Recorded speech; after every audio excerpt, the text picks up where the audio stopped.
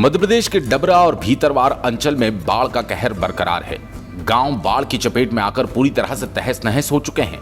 लोगों के पास न तो घर है और न ही खाने को अनाज। नेता और सरकार तो मदद कर रहे हैं, पर कुछ युवाओं ने पहल करते हुए लोगों को प्रेरणा देने का काम किया।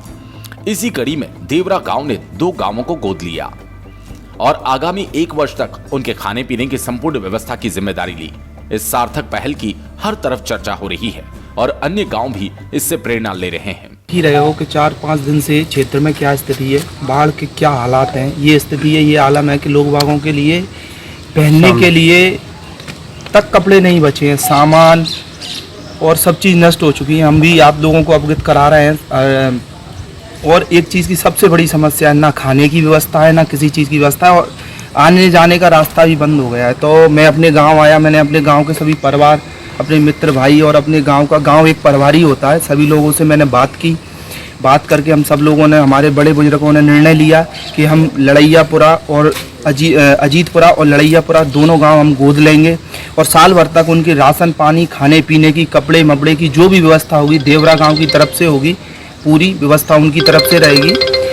और एक चीज़ और संदेश मैं देना चाहता हूँ कि देखो, इंसानियत से बड़ी कोई चीज़ नहीं है। दरअसल डबरा और भीतरवार अंचल के कई गांव बीते दिनों आई बाढ़ में बुरी तरह से अस्त व्यस्त हो चुके हैं। लोग सड़कों पर सोने को मजबूर है तो राजनेताओं द्वारा दिए जा रहे खाने के पैकेट से अपना गुजर बसर कर रहे हैं।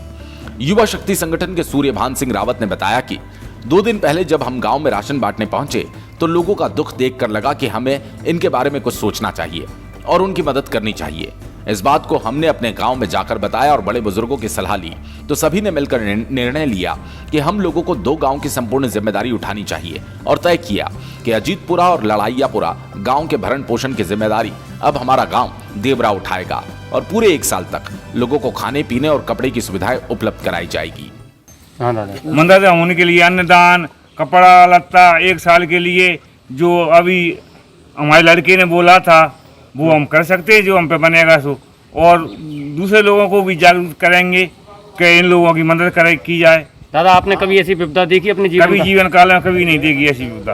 कितने साल के हो गए आप? हम 60-62 वर्ष के हैं। आज तक कभी गई नहीं, कभी नहीं देखी। हमारे गांव में भी पहले नदी आई थी लेकिन इतनी नहीं थी। इस कड़ी में सबसे पहले गांव ने आज प्रत्येक घर में 50-50 किलो गेहूं इकट्ठा किया और उसे ट्रॉलियों में भरकर इन दोनों गांवों में पहुंचाया, जहां उनको सबसे पहले अनाज उपलब्ध किया गया। युवाओं का कहना है कि अब हम आसपास के अन्य गांव में जाकर लोगों से बात करेंगे और उन्हें अन्य गांवों को गोद लेने के लिए प्रेरित करेंगे ताकि जिन लोगों का सब कुछ इस बाढ़ ने छीन लिया उनको कुछ राहत तो हम दिला सके।